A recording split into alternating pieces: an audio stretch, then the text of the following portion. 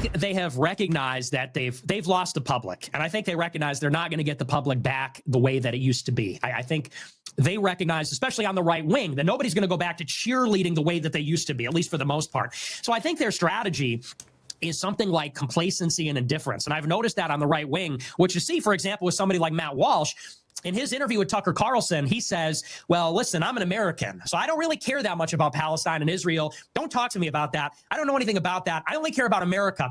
And to me, that is such like a deliberate, they're trying to come across as indifferent to Israel. Hey guys, welcome back to another video. In this video, Nick Fuentes is talking to Glenn Greenwald. It's another clip from that great show that just came out yesterday. If you have any free time, go in the description in the comment section. In one of those places, I'm going to put the link to the full episode. It's about an hour and a half. Feel free to go watch the whole thing. In fact, I would recommend doing so. In this video, what Nick Fuentes does is he talks about the new strategy that has been implemented among people on the right to distract from Israel and what it's doing in Gaza, what it's doing to our government and its politicians, and what it's doing to the American public. Let's get into the video. We'll have a chat about it later. Last question for you. It's kind of ironic that right before we had you on the show, right before you were scheduled, this kind of very, I wouldn't say super pervasive, but not trivial either, accusations started being launched against you that you seem to have become captive to the state of Israel and its interests by virtue of the rejection that you've expressed of the view that Israel was behind Charlie Kirk's killing. Like, oh, look, Nick Fuentes is now running cover for Israel. He's clearly part of the Mossad. And I know that you talked about how frustrating that was. You just don't see the evidence for this conspiracy, and you're saying that. And yet, on the other hand, people are so quick to say, oh, look, Israel must have some role in these machinations. And you talked about almost like a sort of pride that you felt, kind of a happiness in seeing that the discourse has gone so far that if you don't immediately assert Israel is behind something, it creates a lot of suspicion on the part of huge numbers of people. And that clearly is a massive sea change. You see that sea change, too, in poll after poll after poll, where young people have completely abandoned Israel. And it's clear that, and this happens in every instance where an establishment faction or a power center feels threatened, they start getting increasingly desperate. What do you think is the likelihood, given that this has now all been so unleashed in a way that just seems to build on itself, that Israel and its loyalists, with all their institutional power and all their money and all their willingness to go so far without limits, will be able to stem the tide and reverse the tide and make Americans, especially younger Americans, get on board again with the pro-Israel train? I think they have recognized that they've lost the public, and I think they recognize they're not going to get the public back the way that it used to be. I think they recognize, especially on the right wing, that nobody's going to go back to cheerleading the way that they used to be, at least for the most part. So I think their strategy is something like complacency and indifference. And I've noticed that on the right wing, which you see, for example, with somebody like Matt Walsh. In his interview with Tucker Carlson, he says, well, listen, I'm an American, so I don't really care that much about Palestine and Israel. Don't talk to me about that. I don't know anything about that. I only care about America. And to me, that is such like a deliberate, they're trying to come across as indifferent to Israel. They're trying to come across, people say this line on Twitter, they say, just let them kill each other. Who cares? Just let Israel and Palestine kill each other.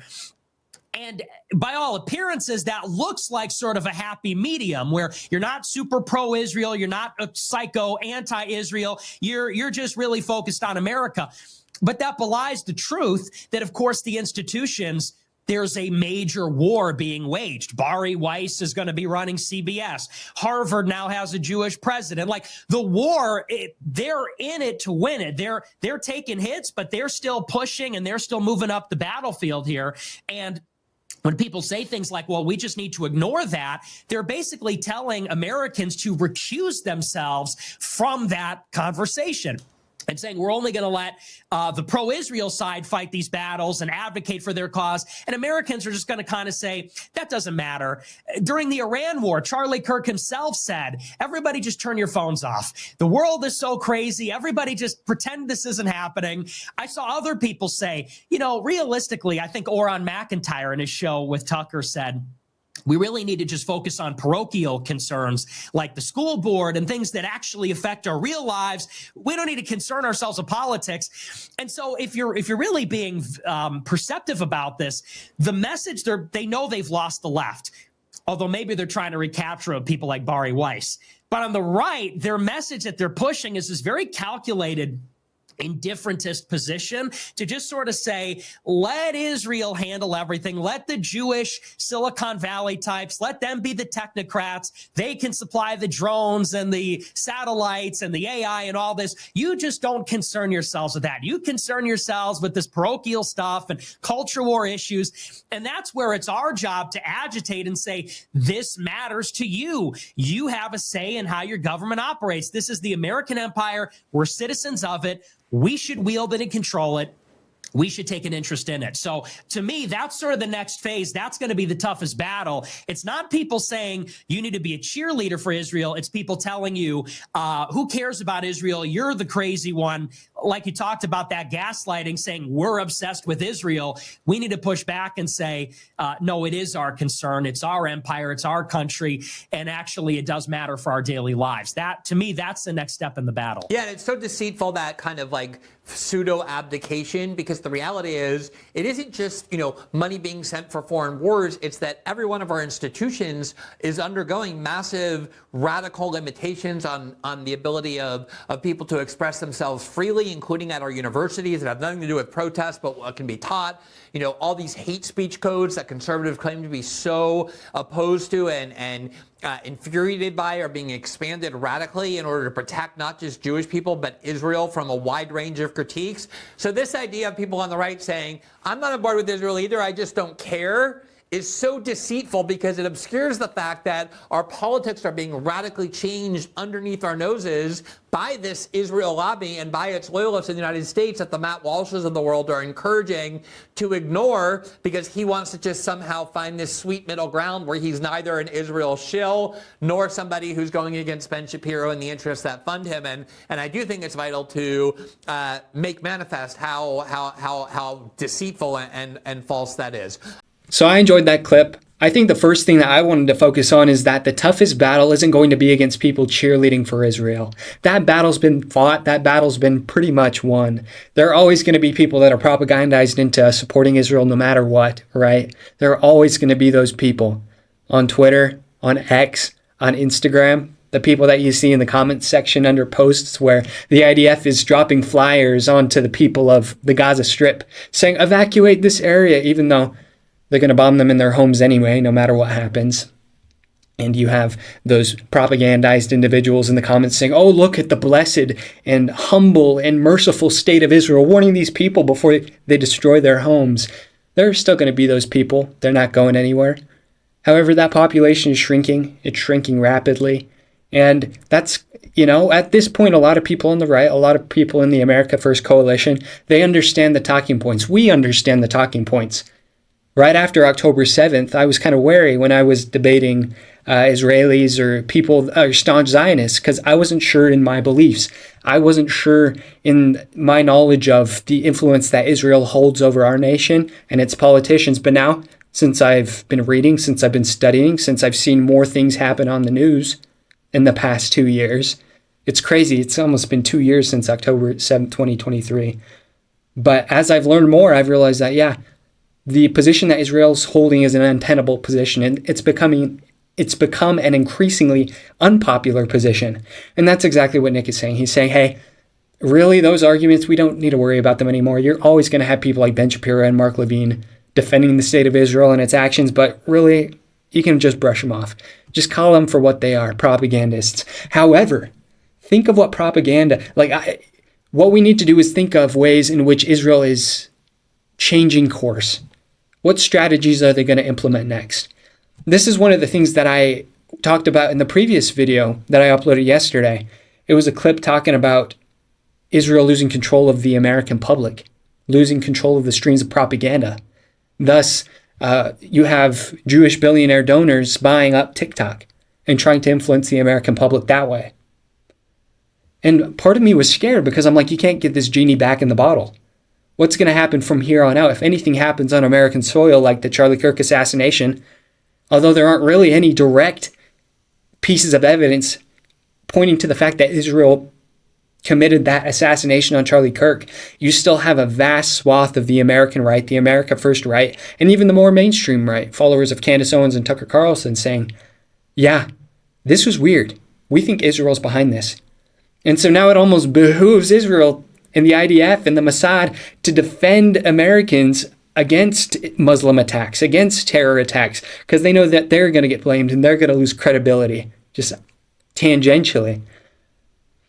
And so I was scared. I'm like, in what way are they going to alter their streams of propaganda? Because they're going to keep control over Americans. They're going to maintain control over the government because they have to. That's the only way that Israel remains in its hegemony in the East, in the Middle East. It's the only way. I just think of the power that Israel has had in the past over the American public. It's just now that people are waking up. Just now, after Elon Musk buys X and allows for freedom of expression, that people's minds are opening up. It's just after TikTok was created in 2018, 2017, that videos of Gazans hanging from their intestines, sorry to get graphic, were spread across the American public and people started to wake up. It's just been over the past 10 years. Before that, the entire right was staunch Zionist. Israel had a grip on the American public for nearly a century. Think about the hold that Israel and its officials have held over the American public since the institution of statehood in 1948. And even before then, if you hear some of the stories in which before Israel became statehood, the process of becoming statehood, big Israeli donors, Zionist donors, leveraged significant political power over American politicians, even before it became a state. So that begs the question, what propaganda are we still ingesting that we aren't even aware of? Now, I'm not going to call up dog whistles to World War II in this video at least, but all I'm saying after that long rant is don't underestimate your enemy. And also, don't listen to people that say you shouldn't care. As Nick says, that's the next pivot. You have people like Matt Walsh saying, why should I care about what's happening in the Middle East? You have Charlie Kirk after we bombed Iran saying, let's just turn off our phones. That's happening thousands of miles away. Why does it bother us as Americans, as American citizens? But when the rubber hits the road, this is where our money's going. This is the issue of sovereignty that Nick talked about in a clip that I uploaded yesterday.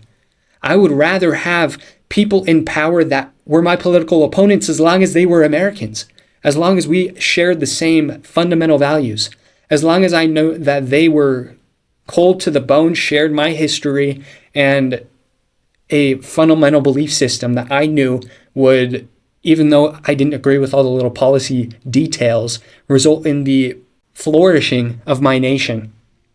I don't want people 1,000, 2,000, 3,000 miles away controlling the policies in our country. I don't want to have to go to some higher authority to check a box to make sure it's okay for my government to do something if it may endanger a country across the world, across the ocean, in the middle of a desert. And furthermore, this is a tangible evil that is present right before our eyes. What Israel's doing to the people in Gaza, what they have done, is a genocide. And you can get caught on the semantic details of what a genocide is, if it's really a genocide, although I think many people are going to be wary of debating against that definition at this point. They're systematically killing people, destroying homes. They're ethnically cleansing a population from their home. 2 million people, 2.1 million people need to be removed from Gaza for Israel to have its claim on the area and to be able to rebuild. That's not even talking about the 780,000 Arabs that were marched out into the desert like a trail of tears less than 100 years ago and systematically slaughtered and left to die in the dust. Take this as an opportunity to recognize the evil for what it is. Where were you when Israel was committing this genocide? What side were you on when Israel was committing this genocide? Are you able to recognize evil? Can you see it right in front of your eyes and point it out and say that is evil and do things against it to mitigate it or to fight against it or to speak up against it? That's a question that we all need to think about. Anyway, it's been enough of my rantings and ramblings. If you enjoyed this video, if you enjoyed the clip, if you enjoyed the breakdown, leave a like, leave a comment. What are your thoughts on the situation? Do you think that Matt Walsh is right? Should we care about what's going on in the Middle East? I think I've laid out my claims here. Anyway, Stay safe and have a good one. We'll see you in the next one.